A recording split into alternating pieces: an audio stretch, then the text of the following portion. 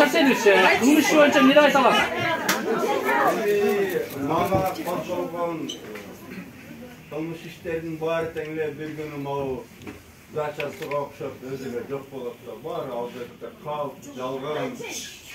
Ошо эле үйүнө койсоңча биякта керек болсо башка адамдар отуруш керек.